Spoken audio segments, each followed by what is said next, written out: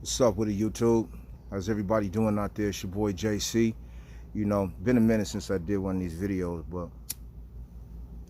I figured, with everything that's going on, I've never been one to be silent. So, I figured I'd throw in my little 2 cents, about the situation, and I want to touch bases on, the few different things. One of those things is this whole thing with the protests and whatnot, and what's going on with this. Basically, I can recount some things that happened to me by the police that it would give you nightmares, and I'm sure that that's the story of every black man in this country. And if it's not your story, then hey, you're blessed, God bless you. But me, we've been beaten, we've been falsely accused, we've had false police reports filed on us, we've been thrown in prisons, we've been thrown in jails, we've had our families broken up, we watch our brothers killed on TV, point blank range, shot, shot in the back, dragged down the street, brother out jogging, pull up and get shot. Well, they wasn't cops, but it is what it is. It's all basically one thing, and everybody is wondering why it is that Donald Trump is handling things the way that he is. I can tell you exactly why. He's handling things the way the people who elected him wanted him to handle them. And what I mean when I say that is they elected a CEO, a chief executive officer. They elected a businessman as their president because they thought that he would be able to, quote unquote, get things done, and they didn't realize, exactly what the job of a CEO is. The job of a CEO is to increase the share value of whatever company that he is CEO for, because any CEO serves at the behest and at the request of the board of directors. He's responsible for not only increasing the share value of the company, but he's responsible for supervising the basic, not the basic, but the overall operations of the company. I say all that to say, when they elected Donald Trump, they didn't realize that the only way that Donald Trump would be able to accomplish or attempt to accomplish what it is that they wanted him to, what it is that they wanted him to accomplish was to turn this country into a business. This is not a corporation. It's not a corporation. This is a country. Now, in a business, you have products or you have services. This is what it is that you offer to the public. You put a price on them, price point them, and you put them out and people buy them, right? You also have to have a certain amount of capital to be able to constantly be able to run your company. You have to be able to cover your overhead. Overhead versus revenue. Overhead versus revenue. The difference between revenue and profit is when revenue comes in, after it's allocated out to wherever it is that it's supposed to go and all the bills are paid, what it is that's left over is considered your profit. Now, how it is that applies to Donald Trump and how it is that he runs this country is when they commissioned him to run this country like a business, basically, what he did is he turned every citizen in this country into a product. And that product has a certain value, just like in any other business, any other company. Everybody has a certain value. That value is where you live, what you drive, what's in your pocket, what's in your bank account, so on and so forth. These are the basic, what they call in business, KPIs. Your KPIs mean your key point indicators.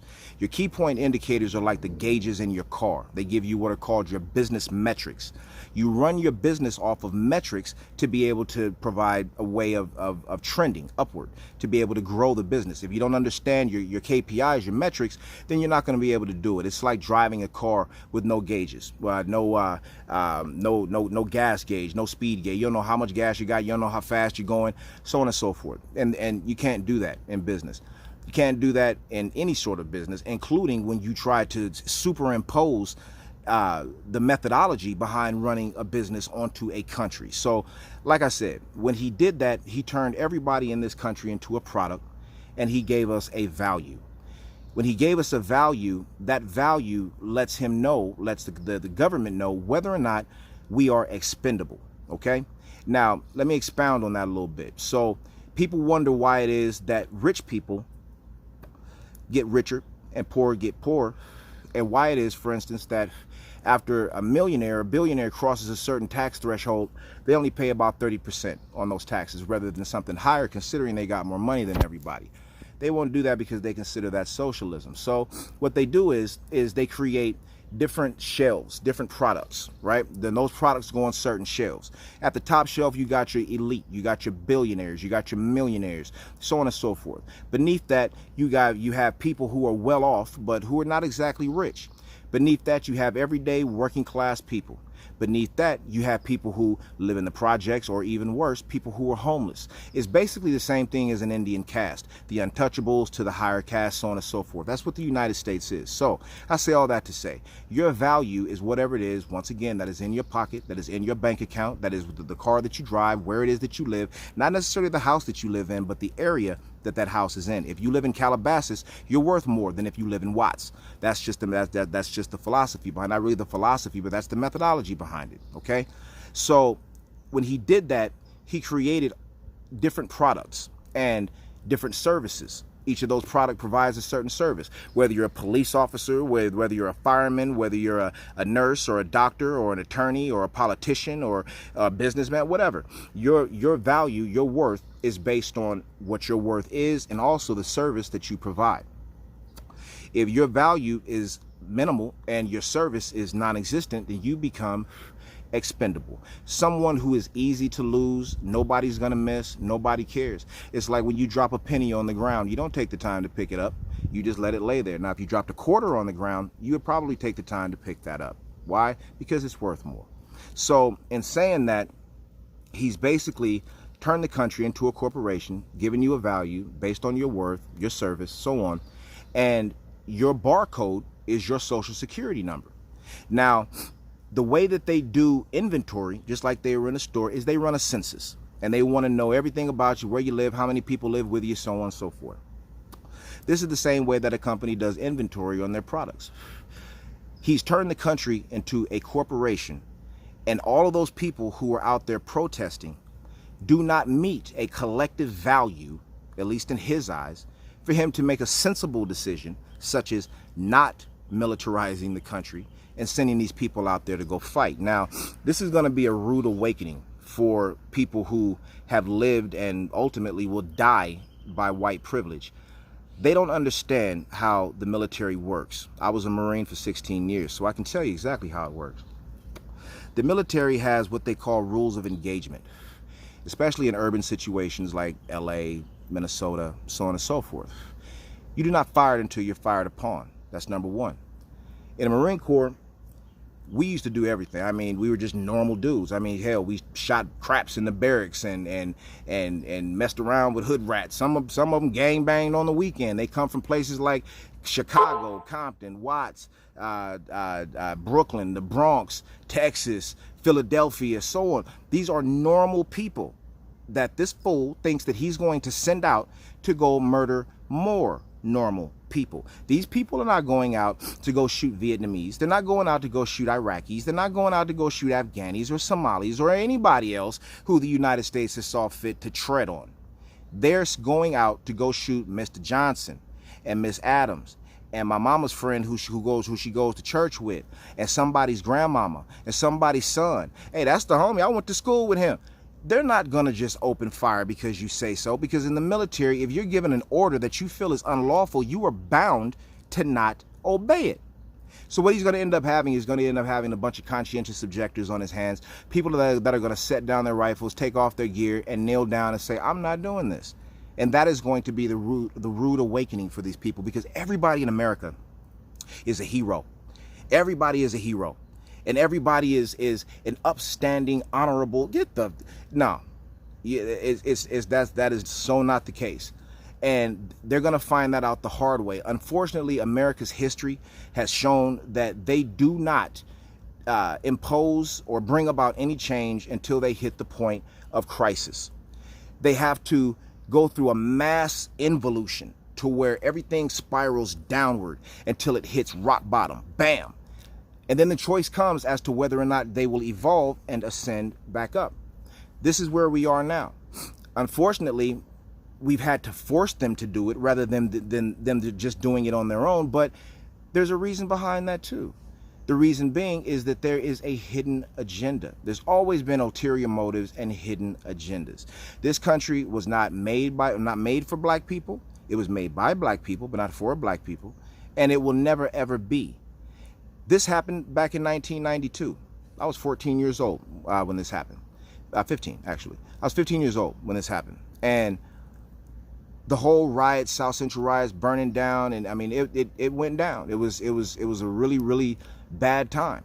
And there was supposed to be some kind of change that was to be brought about because of that. It never happened. And as long as people are walking up to the police with their hands up, this is a sign of submission. If you are not submitting, put your hands down. As far as all these cops going out and kneeling with you, how about this? The next cop that comes out and kneels with you, tell him, you know what, we had enough of you kneeling. Your boy knelt down on George Floyd, and look where that got us. How about you kneel down on both knees, put your hands behind your head, and interlock your legs like you make everybody else do? Or better yet, sit your ass over there on that curb, and let's just humiliate you for a while. How's that? In front of your family, mind you. It is not that simple. These are false and hollow shows of empathy and sympathy. And keep in mind, black people have never wanted sympathy. We never wanted anybody to feel sorry for us. That's not what we wanted. That was not our end. We wanted empathy, a person's ability to be able to feel what another person feels. But how can we expect that when you've never, ever felt it? It's hurtful. It's redundant. And when I say redundant, I mean insanity. The definition of insanity is repetition, doing the same thing over and over and over and over and expecting different results. This has been the way of America over and over and over and over again until somebody lights a match. Don't get me wrong. I'm not condoning the looters. I'm not condoning people out there, busting into stores and so on. But in all reality, those people can restock. They've got insurance. They've got so on. They're not completely and totally ruined. That's a lie. That's not true. Business doesn't work that way. However, we can never restock George Floyd. We can never restock Sandra Bland. We can never restock Alton Sterling. We can never restock any of these people who've been lost. The 600 people that were murdered by police in Los Angeles. We can never restock them. We don't have any insurance on them. We can't get any of that back. None of it. They're gone. So before you go putting a value on products that can be replaced, realize what it is that you, America, are telling your people. You are telling your people, this is your worth. This is what we have determined is your worth. And from what it is that we know about you, your worth is not more than that pair of Nikes you just ran out of the store with. It's not worth that Louis bag. It's not worth that TV. It's not worth anything that you're out here stealing. Truth be told, we don't care. Keep in mind, these people who are out there picketing right now are not out there picketing necessarily because they love George Floyd. They didn't even know George Floyd. They're not out there picketing necessarily because they love black people. That's not it. They're out there picketing because of the fact that all of these people have dealt in one way, shape, form, or fashion with the police. They have been disrespected. They've been abused. They've been dragged out of their cars. They've been made to fear. They've been made to look in their rearview mirrors and so on. This is not how Americans are supposed to live. So when they've seen this sparked something within everyone because it became a thing of commonality. We now all have this in common. It is not black against white. It's not black against brown, brown against black, brown against white, white against yellow, yellow against red, red against... It's not about that. It's about blue versus us all. That's it. That's all. Once you realize that and you understand that these people are your declared enemies, then you will deal with them as such. It's only a fool that doesn't recognize what's real and then act on it. If you're activated, then act on it. So that's my little spiel. Those are my views on everything that's happening. And I just want to say, to the people who are out there protesting, God bless you. Bless your families. Be safe. I want to say to the family of George Floyd, who may or may not ever see this video, God bless you. My heart goes out to you. My heart goes out to George. I've been that guy who couldn't breathe because some cop was on me. And let's get these I'm not even going to call them people. Let's get these devils' knees off of our necks. Get them off of our necks. Continue to do what it is that you're doing until it brings about change. And I am right there with you. Best believe. Wherever it goes, let it be that. Put your arms down. Put your arms down. And stop kneeling with these cops, with these enemies. Because they will get up off of their knees, crack you in your heads, go home and sleep like babies under qualified immunity. Anyway, I hope you guys have enjoyed the video. I've enjoyed talking to you. Y'all stay up out there, be safe, and once again, God bless and keep you. Y'all take it easy. Rest in peace, George Floyd. We love you.